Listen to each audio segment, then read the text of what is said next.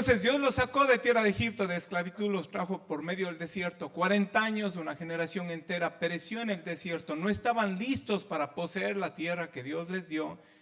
Hubieron mucha incredulidad, hubieron murmuraciones de parte del pueblo y Dios estaba preparándolos porque ellos tenían un gran desafío por delante.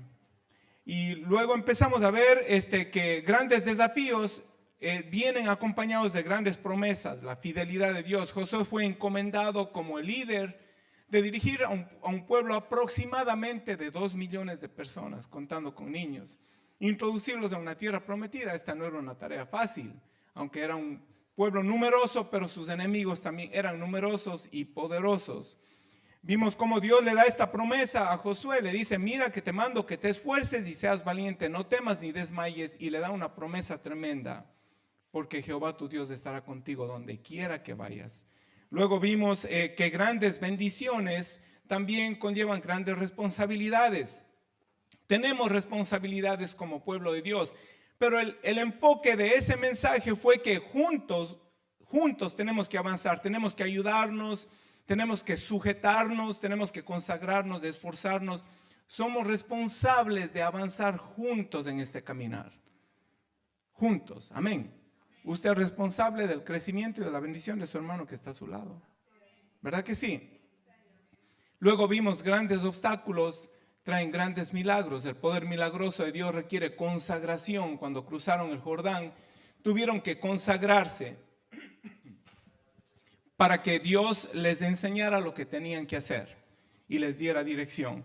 Hoy vamos a continuar, hoy vamos a hablar acerca de la toma de Jericó. Entonces, le invito a acompañarme en la Biblia. Si nos ponemos de pie y podemos leer Josué capítulo 6, versículo 1, del 1 al 5.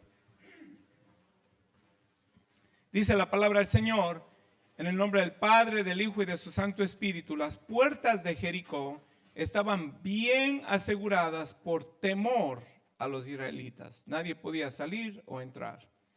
Pero el Señor le dijo a Josué, he entregado en tus manos a Jericó y a su rey con sus guerreros. Tú y tus soldados marcharán una vez alrededor de la ciudad. Así lo harán durante 6 días. 7 sacerdotes llevarán trompetas hechas de cuernos de carneros y marcharán frente al arca. El 7º día ustedes marcharán 7 veces alrededor de la ciudad, mientras los sacerdotes tocan las trompetas. Cuando todos escuchen el toque de guerra, el pueblo deberá gritar a voz en cuello. Entonces los muros de la ciudad se derrumbarán y cada uno entrará sin impedimento. Padre, te damos gracias, Señor, que tú nos traes por una jornada maravillosa. Nos muestras tus grandezas, pero también, Señor, nos enseñas nuestra parte en poder ser lo que tú nos llamas a ser. El día de hoy, Señor, ayúdanos a reconocer que tenemos grandes conquistas por delante, que requieren grande fe y grande obediencia. En el nombre de Jesús, amén. Pueden tomar asiento. Gloria a Dios. Jericó era la primera ciudad que iban a conquistar del lado oeste del río Jordán. Ya habían conquistado unas tierras primero, pero esas fueron en el tiempo de Moisés y las habían repartido a 3 de las tribus de Israel. Pero el paso del Jordán que estudiamos la semana pasada implicaba literalmente el inicio de la conquista de Canaán, de la tierra que Dios había prometido a Abraham y a su descendencia. Fue la primera ciudad en conquistar y fue la más segura. Se dice que Jericó tenía 2 filas de murallas. Se dice que la primera muralla tenía un ancho de 2 metros. 2 metros, el ancho de la pared era de 2 metros. Y la segunda muralla interna, o sea, la primera era la externa de 2 metros y la segunda tiene un ancho de 4 metros. Se dice que por la segunda muralla podía transitar un jinete con su carro, un jinete de guerra con un carro de caballo. Imagínense 4 metros de ancho de la muralla.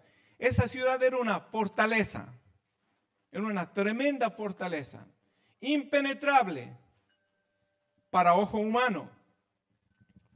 Dios les da un plan insólito. Dice, van a conquistar la tierra, pero no les da un plan de guerra, no les da un plan estratégico, sino les dice, van a caminar 6 días, 6 vueltas, una vuelta, un día y se quedan quietos. Después otra vuelta y se quedan quietos por 6 días. Y al 7.º día denle 7 vueltas y cuando oigan el toque de guerra, que todo el mundo grite y los muros se van a caer y van a poder avanzar. Ahora, yo le digo una cosa, un plan insólito de esa naturaleza, yo pienso que generaría más duda y temor que otra cosa. Acuérdense que el pueblo de Israel había visto a Dios obrar, pero cada vez incurría en incredulidad. Era un pueblo rebelde de por sí. Ahora, nosotros decimos aquí, ¿verdad? Era un pueblo rebelde, pero en realidad yo creo que es la naturaleza humana que no les permitía ver, no tenían una mente renovada y no les permitía ver y abrazar la gloria de Dios. Y cada vez incurrían en temores y en inseguridades y en murmuraciones. Y este plan fue dado de parte de Dios y digo yo, esto podía haber generado más duda y más temor. Alguien dijo en cierta ocasión la distancia más corta entre 2 puntos, ¿sabes? La línea recta, ¿no? Entre 2 puntos la distancia más corta es la línea recta. Pero en los planes de Dios la distancia más corta entre el punto A y el punto B puede ser una línea zigzag. ¿Sabes lo que es zigzag, no? Aquí tiene un punto A y aquí tiene el punto B. La línea zigzag va así, va así, va así y llega acá. Y así es como Dios opera. Para que la gloria sea de Dios y no de hombre. Dios desafía toda lógica humana. Dios los saca de Egipto y los lleva a través de 40 años a la tierra prometida, una jornada que les debía tomar solamente un par de semanas. ¿Qué le parece? Dios hace cosas insólitas. Pero hoy quiero hablar acerca de la obediencia a Dios. La obediencia o estar sujeto hoy en día no está de moda. ¿Qué es lo que está de moda hoy en día? La independencia, no estar sujeto. Cuando usted dice a alguien, yo tengo que sujetarme a tal cosa, es más, entre los hombres, ¿verdad? Dicen, no, yo tengo que hacer algo, mi mujer me mandó a hacer, pues ya. En mi país le dicen, ¿cómo es que le dice hermana Mónica? Mandarina le dicen, ¿verdad? O una mujer que diga, no, mi esposo, tengo que atender a mi esposo. Entonces ya esa mujer, chacha, libérate, sacúdete, ya no estamos en tiempo de la esclavitud. La dependencia es más popular que la dependencia. La dependencia no es tan popular. Se podría decir que el cristianismo no está de moda. O mejor dicho, eso es lo que dicen. Pero déjeme decirle algo. Que el cristianismo ha estado de moda por 2000 años y no pasa de moda. ¿Verdad que sí? Y yo no me quiero salir de este estilo de vivir que por más que no sea común entre los hombres, es poderoso para la vida de uno. ¿Verdad que sí? Gloria sea a Dios. El cristianismo por más de 2000 años es el mayor estándar de vida para el ser humano. No hay estándar de vida mayor que el cristianismo. Y el cristianismo demanda una vida de dependencia, de obediencia a Dios. Es la única manera de vivirlo. No puede usted vivir un cristianismo independiente, autosuficiente. Obediencia es debilidad, dice el mundo. Pero yo le puedo decir el día de hoy que a mayor obediencia, mayor poder de Dios vamos a ver en nuestras vidas. ¿Cuántos son testigos de eso? A mayor obediencia, mayor poder. Hay poder en la obediencia. Hay poder en la santidad, decimos constantemente. Aleluya. No sé si usted se deleita en obedecer a Dios, pero debería ser nuestro deleite obedecer a Dios. Todos tenemos un Jericó, mis hermanos, que hemos sido llamados a conquistar. A veces algunos Jericó son puestos de parte de Dios. Algunas fortalezas que son difíciles de derribar son puestas de parte de Dios para probar nuestra fe. Y algunos Jericó los levanta el diablo. Esto no hay vuelta que darle, el diablo es malo. ¿Cuántos saben que el diablo es malo? Pero nuestro Dios es bueno. Amén. Y la bondad triunfa sobre la maldad. Gloria sea a Dios. Tenemos un Jericó y a veces, hermanos, nos vemos intimidados. Tenemos 3 enemigos mortales. ¿Cuáles son? El diablo, el mundo y la carne. El diablo, ya usted sabe, dijimos que es malo. El mundo, el sistema en el que estamos viviendo y los tiempos que estamos viviendo son los peores y se van a poner peor. Y la carne, nuestra naturaleza pecaminosa, hermano, no se queda atrás. No se queda atrás. La Biblia dice que si vivimos conforme a la carne, ¿qué pasa? Morimos. Es un enemigo mortal, la naturaleza humana. Nos vemos intimidados para no hacerle frente o para no avanzar, para no poder vencer y conquistar. Pero yo le digo el día de hoy que para vencer hay que obedecer. ¿Qué pasaría si el pueblo de Israel hubiera dicho, este plan no está tan bueno? ¿Qué tal si forjamos otro plan? No sé, caigámosles de sorpresa, hagan bulla por la derecha y les atacamos por la izquierda, vayan unos cuantos y golpeen la puerta y no sé, otro plan que sea un poquito más estratégico. Hubieran perecido. Hay que obedecer para... Misael, estás aquí, gloria a Dios. Hay que obedecer para... Misael fue el único que dijo aquí, hay que obedecer para vencer. Dígalo, hay que obedecer para vencer, no tenga temor. No tenga temor, es decir, hay que obedecer para vencer. Hoy queremos hablar de grandes conquistas, gran obediencia, requiere gran obediencia requiere gran fe. Dios nos ha llamado no solamente para vencer, sino para conquistar. Vencer es que usted está frente a una situación difícil y usted vence. Conquistar es ir en pos de algo que usted quiere vencer. Es tomar la iniciativa. Conquistar, la Biblia nos dice que Dios nos ha entregado la victoria. Lo único que tenemos que hacer es esforzarnos y ser valientes, como Dios le dijo a Josué y al pueblo de Israel. Pero yo me temo que hay muchos que hoy en día ni siquiera están resistiendo. La Biblia dice resistir al diablo. Resistir. El diablo siempre va a estar atacando. La Biblia dice resistir al diablo. ¿Y qué dice? Para resistir hay que tener fe, hay que obedecer. Hay quienes ni siquiera están resistiendo, mucho menos están conquistando. Mucho menos están conquistando. A Dios hay que obedecerle sin condiciones. Él se merece nuestra confianza. No sé si le ha pasado a usted, pero a veces uno le dice a un amigo, le dice, mira, hazme un favor. Necesito que me haga un favor ahora mismo. Y el amigo le dice, ¿qué le dice el amigo? ¿Qué le dice el amigo? ¿De qué se trata? Dime primero de qué se trata para ver si me conviene o no. ¿Verdad que sí? Entonces, porque si dice, hazme un favor, préstame $100, no me conviene. Entonces, pero a Dios hay que obedecerle incondicionalmente, hermano. Porque Él es digno de confianza. ¿Cuántos creen que Dios es digno de confianza? Hemos dicho aquí anteriormente que a Dios se le puede firmar un documento en blanco. Se le puede decir, Señor, firmo, esta es mi carta de sometimiento, de obediencia, pon ahí lo que tú quieras. Porque Dios no nos va a llamar a hacer algo para lo cual Él no nos equipe, no nos empodere. Amén.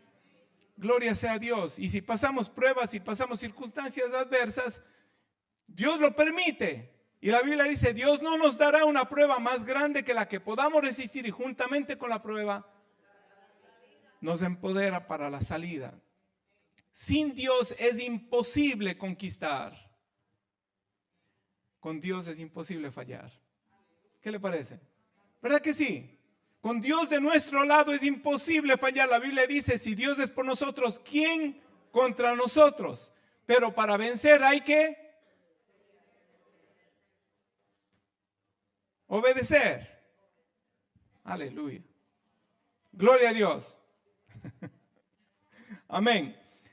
Hay veces que el desafío, mis hermanos, es tan grande y que no podemos ni imaginarnos cómo Dios nos ayudará a vencer. Y el enemigo, yo le llamo es un terrorista, porque nos infunde terror, nos intimida, nos intimida. Y tenemos que estar dispuestos a obedecer. Acuérdense que no somos de los que vemos para creer, sino somos de los que... Y el que cree obedece. Amén, amén. Ok, vamos a arrancar. Tenemos 3 puntos, como siempre, 3 puntitos básicos tenemos que estar dispuestos a obedecer a Dios para que entonces Dios pueda abrir nuestros ojos y nos pueda ayudar a ver la flaqueza de las puertas del enemigo. Ahora escuche, dice Josué 6:1, dice, las puertas de Jericó estaban aseguradas. Ahora, Jericó era famosa por sus muros, pero la Biblia nos menciona que las puertas de Jericó estaban aseguradas, lo cual me dice que sus puertas eran tan gloriosas o más gloriosas que sus muros. Entonces Jericó confiaba en sus muros, pero confiaba también en sus puertas.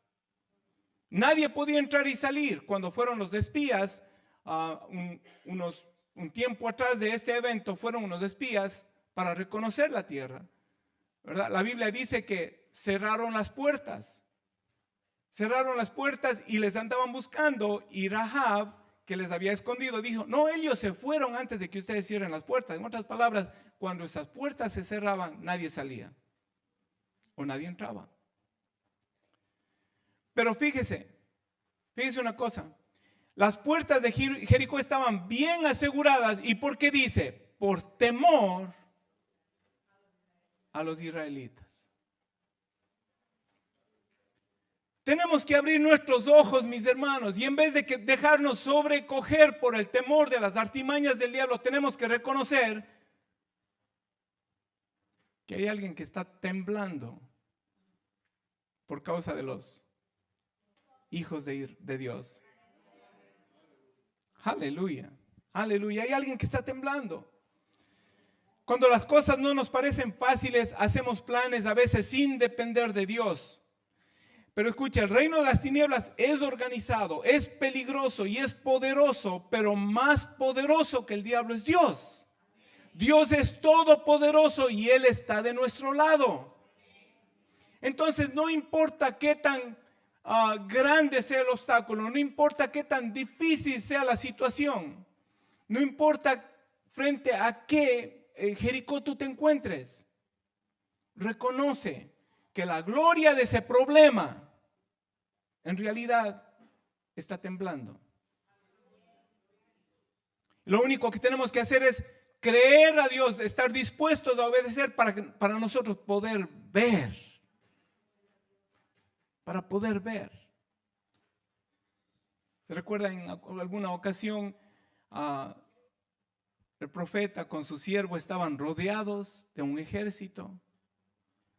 Y el siervo del profeta se pone a temblar. ¿Y qué dice el profeta? Señor, ábrele los ojos para que vea que son más los que están con nosotros que los que están contra nosotros. Aleluya. El Todopoderoso está de nuestro lado. Sin Dios de nuestro lado no tenemos posibilidad de vencer. Con Dios es imposible perder. Es imposible perder. Mateo 16:18, Jesús le dice a Pedro, dice, yo te digo, tú eres Pedro, sobre esta piedra edificaré mi iglesia y las puertas del reino de la muerte no prevalecerán contra ella. Hace referencia a las puertas. Una vez más, las puertas no es un instrumento de ataque, es un instrumento de defensa. Es interesante. La Biblia no dice que los ataques del infierno no prevalecerán contra la iglesia. La Biblia dice que las puertas del infierno no prevalecerán contra la iglesia. Queriendo decir que el diablo está con las puertas cerradas temiendo de que la iglesia le ataque. Y nosotros estamos temiendo, creyendo a las mentiras del diablo, fijándonos en la grandeza de los problemas en vez de poner nuestra mirada en la grandeza de nuestro Dios. Si las puertas representan la fortaleza, la gloria, la seguridad de Jericó, Dios les abre los ojos para que ellos puedan ver la flaqueza de las puertas del enemigo. No tienen comparación con el poder de nuestro Dios. Las puertas de Jericó estaban bien aseguradas y sus muros eran muy fuertes. El rey de las tinieblas tiene temor del pueblo de Dios. Con nosotros está el poderoso de Israel. Amén. Mira lo que dice Salmos 27. Dice, estos confían en sus carros de guerra y aquellos confían en sus corceles, pero nosotros confiamos en el nombre de nuestro Dios. Ellos son vencidos y caen, mas nosotros nos erguimos y de pie permanecemos. ¿Cuál es la palabra clave? Ellos confían, mas nosotros confiamos. Ellos confían. Nosotros confiamos en el nombre de nuestro Dios. El arma más poderosa del enemigo no puede prevalecer en contra de una iglesia que milita, que le ha creído a Dios, en contra de una iglesia que se levanta para conquistar y está dispuesta a hacer la voluntad de Dios. Gloria sea a Dios. Nuestra confianza en Dios nos hace más que vencedores. Y nuestra fe en la firmeza de la promesa. La firmeza de la promesa. Dice el versículo 2. ¿Qué dice el versículo 1 primero? Dice, las puertas de Jericó estaban bien aseguradas por el temor de los israelitas. Nadie podía entrar ni salir. Las puertas estaban bien aseguradas. Pero el Señor. Pero. Esa palabra pero es interesante, ¿verdad? Aleluya. Jesús le dice a Pedro, Pedro, Satanás ha pedido para zarandearte como a trigo. Pero yo he orado para que tu fe no falte. Aleluya. Señor te dice hoy, no importa qué tan grande sea tu circunstancia, qué tan majestuosa se vea la fortaleza del enemigo, que sus puertas estén aseguradas. Pero, ¿qué te dice el Señor? ¿Qué te dice el Señor? El Señor te dice, no temas constantemente. Pero el Señor dijo a José, he entregado en sus manos a Jericó y a su rey y a sus guerreros. Pero tus circunstancias no pueden hablar más fuerte que la voz de Dios en tu corazón. Pero ¿qué te ha dicho Dios o qué te dice Dios en medio de tu problema? Tenemos que aprender a discernir la voz de Dios. Dios nunca te va a traer desaliento. Si es que hay alguien que te desalienta, no es de parte de Dios. Dios siempre te va a llevar de gloria en gloria, de poder en poder. Para ver las promesas de Dios cumplirse, tenemos que creer en el Dios de las promesas y creer que Él es inmutable. Inmutable. Si Dios es inmutable, nuestra fe tiene que ser incambiable. No podemos salir de la iglesia queriendo conquistar el mundo y al siguiente día andar con el moco bajado, como derrotados, porque Dios no ha cambiado. Dios no ha cambiado, amén. Dios había hecho una promesa en Génesis 17:8, le dice a Abraham, a ti y a tu descendencia les daré en posesión perpetua toda la tierra de Canaán, donde ahora andan peregrinando, y yo seré su Dios. Las promesas de Dios son firmes. La firmeza de la promesa de Dios. Dios es digno de confianza. Escuche, tú no puedes separar una promesa de la persona que hace la promesa. Una persona inconsistente te hace una promesa, ¿cómo va a ser esa promesa? Inconsistente. Pero si Dios, que es inmutable, te hace una promesa, ¿cómo va a ser esa promesa? Firme. Firme. No puedes separar la promesa de la persona que te hace la promesa. Dios nos llama a tener una relación personal con Él. Hace un momento te hice una pregunta. ¿Qué te dice Dios o qué te está diciendo Dios en medio de una dificultad cuando estamos frente a un Jericó? La relación con Dios nos hace escuchar de Dios, nos hace estar en comunión con Dios, nos hace oír qué es lo que Él nos dice. Y cuando escuchamos su palabra, cuando escuchamos su promesa, puedes creer que esa promesa es firme. Número 23, 19, dice: Dios no es un simple mortal para mentir y cambiar de parecer. Gloria a Dios. Qué bueno que Dios no cambia de parecer. Qué bueno que yo puedo confiar en Dios. Escuche esto. Cuando me porto bien y cuando me porto no muy bien. Qué bueno que puedo confiar en Dios. Ahora, la confianza en Dios me lleva a creerle a Dios y creerle a Dios me lleva a obedecerle a Dios. El cristiano puede ser que no se porte bien. No estoy hablando de cosas vergonzosas, pero puede ser que usted no se porte bien. Puede ser que usted un día dejó de leer la Biblia, puede ser que usted un día dejó de orar, puede ser que tomó una mala decisión, puede ser que gastó en lo que no debía gastar, puede ser que posteó lo que no debía postear o leyó lo que no debía leer. Pero si su deleite está en el Señor, usted va a dejar prontamente eso que está afectando su relación con Dios, ¿verdad que sí? Dios es digno de confianza. Dios no es un simple mortal para mentir o cambiar de parecer. Y mire lo que dice: ¿acaso no cumple lo que promete ni lleva a cabo lo que dice? Dios es fiel. Dios es fiel. Entonces hemos visto la flaqueza de las puertas del enemigo y la firmeza de las promesas de Dios. Ahora, Dios les da un plan, como dije, un plan insólito.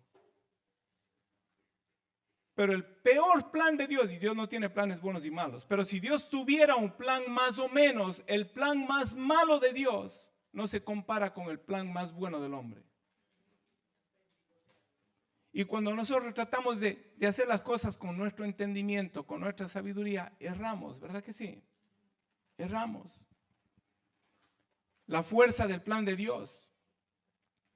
Josué 6:3 dice: tú y tus soldados marcharán una vez alrededor de la ciudad. Lo harán durante 6 días. 7 sacerdotes llevarán trompetas hechas de cuernos de carneros y marcharán frente al arca. El 7º día ustedes marcharán 7 veces alrededor de la ciudad. Mientras los sacerdotes tocan las trompetas, cuando todos escuchen el toque de guerra, el pueblo deberá gritar a voz en cuello. Entonces los muros de la ciudad se derrumbarán y cada uno entrará sin impedimento. Ahora es interesante, ellos habían visto el mar que se abría, ¿no? Habían visto el río Jordán que se abría, pero nunca había sucedido nada semejante a esto. Y Dios toma esta primera ciudad, la fortaleza más grande que había, con muros de 4 metros y de 2 metros, y Dios dice que algo va a pasar. Ahora, primero Dios les muestra su poder abriendo las aguas. Y por ahí algunos escépticos dicen que eso fue un fuerte viento que vino, el viento, ¿verdad? Separó las aguas, eso dicen algunos. Y hasta ahora no puedo concebir que haya un viento que separe las aguas y que puedan pasar 2 millones de personas.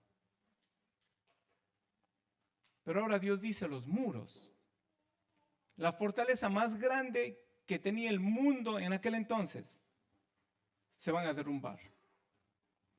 Y en realidad el contexto habla de que los muros se iban a hundir para que ellos puedan avanzar hacia adelante. Porque si los muros se derrumban, 2 metros de ancho de muro y 4 metros de ancho de muro, si se derrumban, después subir eso o pasar eso sería difícil. Y mira lo que dice: los muros se derrumbarán y ustedes van a caminar hacia adelante sin impedimento. Nunca se había visto esto antes. En otras palabras, es como si la tierra se abrió y tragó los muros. Y si Dios tiene que hacer que la tierra se abra y se traiga a tu Jericó, se va a tragar a tu Jericó para que tú puedas avanzar en los planes de Dios.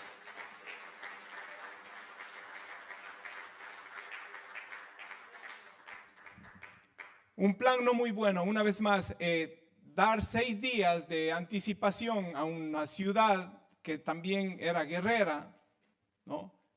Les daba tiempo para que preparen un plan de defensa. Les daba oportunidad para que les ataquen.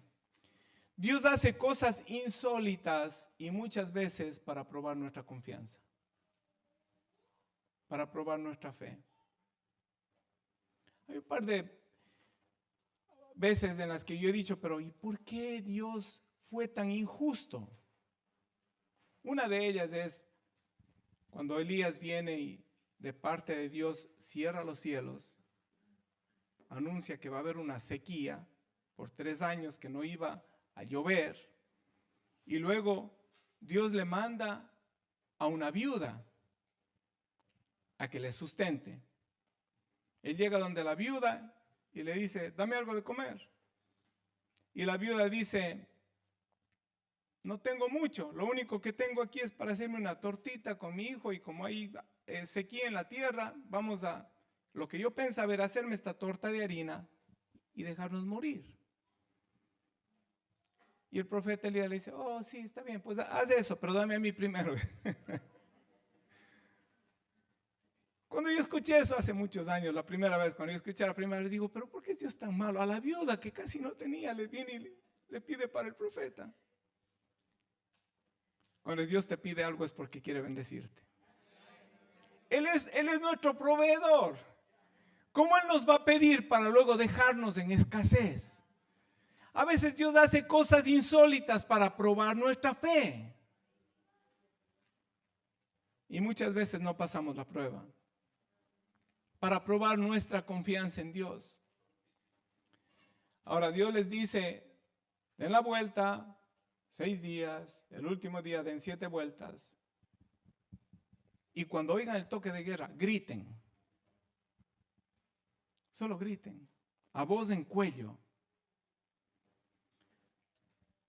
Griten a voz en cuello. Hay personas que son, por naturaleza, su temperamento es tranquilo. Y yo entiendo que algunos son más bulliciosos. Pero yo puedo decirle que cuando se trata de adorar a Dios, cuando se trata de alabar a Dios, yo dejo de un lado todos mis complejos, todos mis prejuicios, ¿verdad? Hay que saltar, hay que gritar, hay que cantar a Dios con todo el corazón, a voz en cuello, a voz en cuello. Alguien dijo, Dios no es sordo, no sé por qué gritan tanto. Otro dijo, pero tampoco es nervioso, ni padece del corazón. Yo lo que creo es que cuando gritamos a voz en cuello, cuando hablamos de las grandezas y de la maravilla de Dios, nuestro corazón se hincha de fe. Hay un versículo en la Biblia que dice, mientras callé, envejecieron mis huesos. Mientras callé, me enfermé. Más de una vez, mis hermanos, he estado en situaciones difíciles frente a un Jericó, entre la espada y la pared. Y a veces me he puesto a arrodillar, no han salido palabras por mi boca. Yo sé que muchos de aquí van a decir amén a lo que voy a decir. Y María la otra noche nomás tuvo un caso parecido. No podemos orar, no podemos hablar, estamos ahí meditando, ni siquiera nos da ganas de pedir. Y de momento el Espíritu Santo de Dios viene y sale un grito. Me acuerdo al pastor Israel, le gustaba decir, Jesús, Jesús.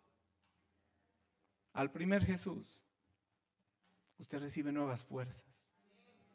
Y usted empieza a hablar más duro. Y cae convicción en su corazón de que usted no está hablando al aire. Aleluya, porque el cielo está haciendo eco a su clamor. Los ángeles del cielo están dando gloria a Dios. porque ven el fruto de la aflicción de Jesús. Hay fe en el corazón del pueblo de Dios.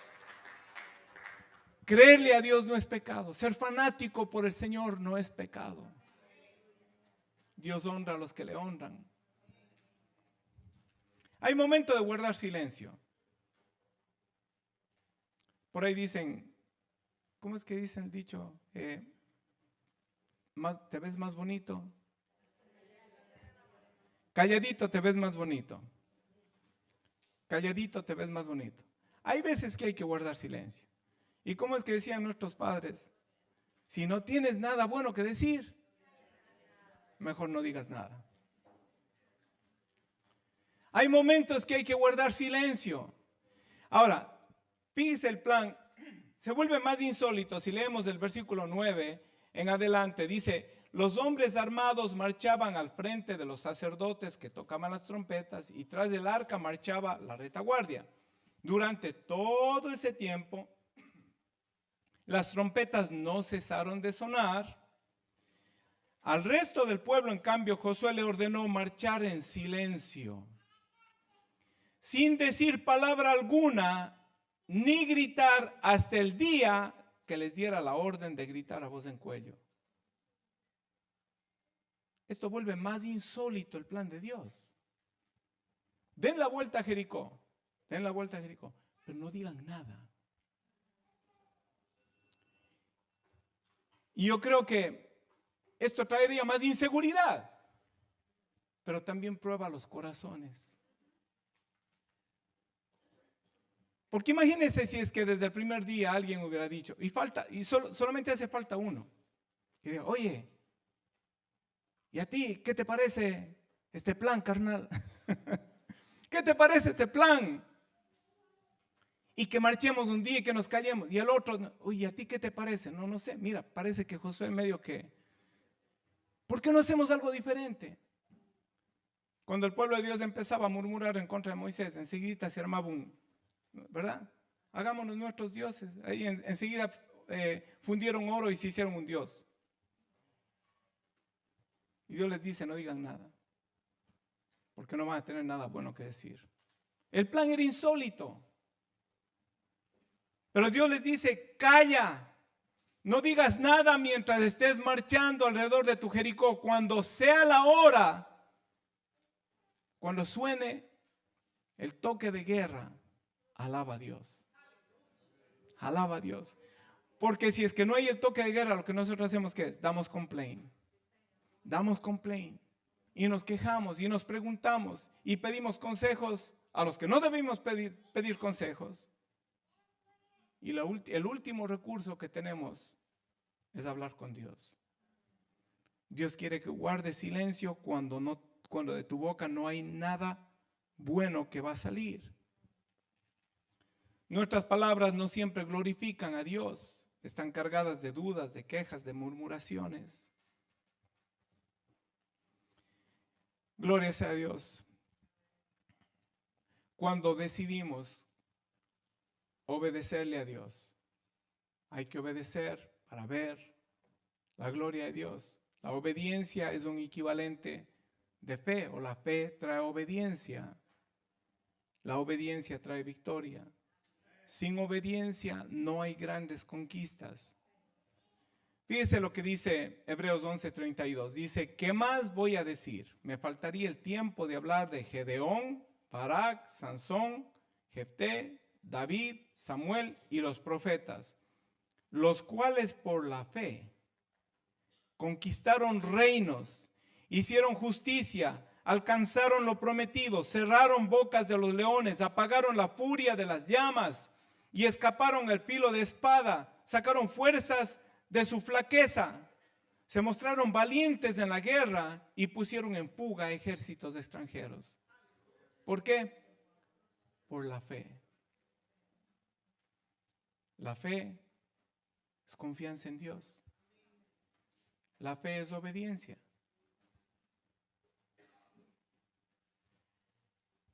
Hay quienes definen la fe de una manera muy diferente. Como un amuleto para conseguir lo que yo quiero. Eso no es fe.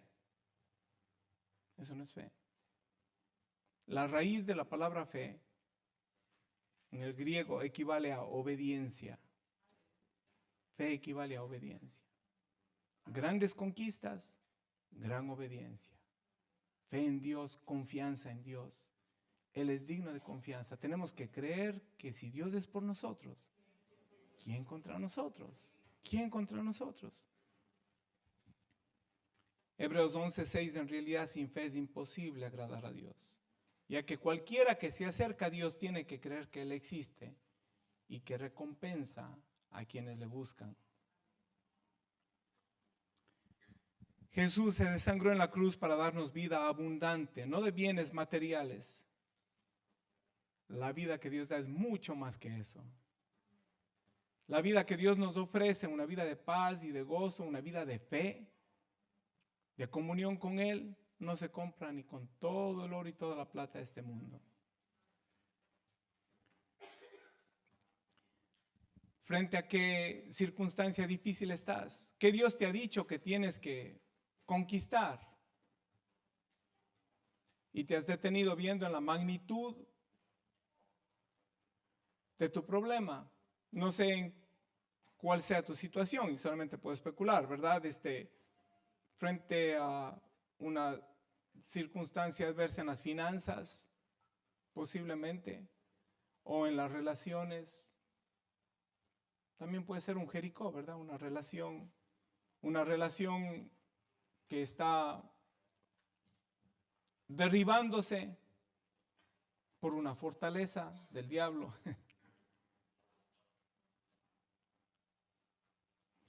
¿Cuál es tu Jericó? ¿Cuál es tu Jericó? Dios te ha llamado para ser un conquistador, pero requiere obediencia. Por ahí hay alguien que dice, a veces nos dan consejos, dice, no te des por vencido fácilmente. Pero el consejo de la Biblia es no te des por vencido. Punto. Los conceptos de la sociedad en la que vivimos, a veces pedimos consejos o lo que el espíritu que se mueve en los días que estamos viviendo.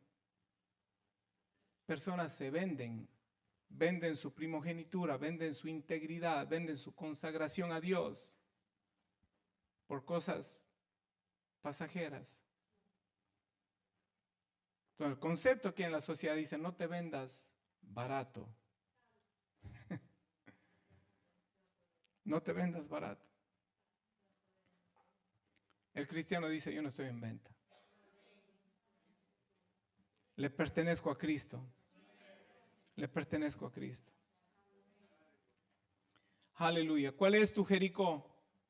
Familia, matrimonio, trabajo, cualquier otra intimidación del enemigo. No será fácil. Dios nos manda a rodear nuestro problema primero en silencio. Esto me habla a mí de meditación, de oración. A veces somos prontos de ensaltar a la situación y querer solucionar las cosas a nuestra manera. Pero cuando encomendamos las cosas a Dios y esperamos en Él, Dios nos dirá cuándo es el tiempo de sonar trompeta. Cuándo es el tiempo de alabarle y de avanzar hacia adelante. Cuándo es el tiempo en que Él va a derribar los muros. Aleluya. Le invito a ponerse de pie. El día viernes compartí esto. John Bevere es un escritor de libros, escritor cristiano. Él y su esposa ministran alrededor del país. Tienen muy buen material, han escrito muy buenos libros.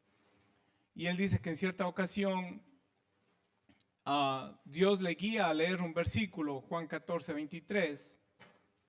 Dice, Jesús le contestó, el que me ama obedecerá mi palabra y mi Padre lo amará y haremos nuestra vivienda en él. Y él lo leyó, dice, y toda mi vida yo leí esto como un mandamiento más. Dice, Y yo le dije, Señor, esto es como una carga. El que me ama, mi palabra guardará. La obediencia a ti me suena como un mandamiento. John Bevere cuenta que Dios le manda a leer la palabra una vez más. Lo lee, vuelve, no entiende. Otra vez más, vuelve, no entiende. 10 veces leyó la palabra y no entendía. Le pregunta, Señor, ¿qué me quieres decir? Y Dios le revela algo que no lo había visto yo tampoco hasta el día de hoy. En otras versiones es un poco más claro. Jesús le contesta, el que me ama obedecerá mi palabra, y yo le amaré y haremos nuestra vivienda en él. Dios le dice a John Bevere, el que me ama no está obligado a obedecer. Ese no es el contexto de este versículo, sino Dios dice, el que me ama es empoderado para obedecer. La obediencia a Dios y el amor a Dios van de la mano. La obediencia a Dios es el resultado de tu amor a Dios. Por lo cual, si obedecemos de mala gana, si es que es una carga obedecer a Dios, entonces en realidad no le estamos amando a Dios de corazón. Dios nos ha llamado para darnos una vida plena, una vida de conquistas, de vencer. Todos tenemos algo que vencer, ¿verdad que sí? Cosas pequeñas y grandes, y algunas cosas pequeñas parecen gigantescas a nuestros ojos. Pero grandes conquistas, grande obediencia. Y para tener una obediencia que deleite tu corazón y el corazón de Dios, lo que hay es que amarle. Por eso es que la Biblia dice, ¿verdad? Y a los que aman a Dios, todas las cosas le ayudan a bien. ¿Por qué? Porque el que ama a Dios, le obedece. Y cuando tú te pones en armonía con el creador del universo, el universo entero se pone en armonía con el creador del universo, Dios cambia tu circunstancia más adversa en una oportunidad para bendecirte. Y lo que el enemigo levanta para mal, Dios lo torna en bendición. El que me ama obedecerá mi palabra. Y luego de eso dice, y mi Padre lo amará y haremos nuestra vivienda en él. A veces sentimos la ausencia de la presencia de Dios. Dios nos ha tomado como habitación, como templo de su Espíritu, para mantener nosotros esa comunión con Dios. Tenemos que amarle de corazón. Amén. Padre, te damos gracias, Señor. Aleluya. Gracias, Señor. Ayúdanos, Señor, a reconocer el día de hoy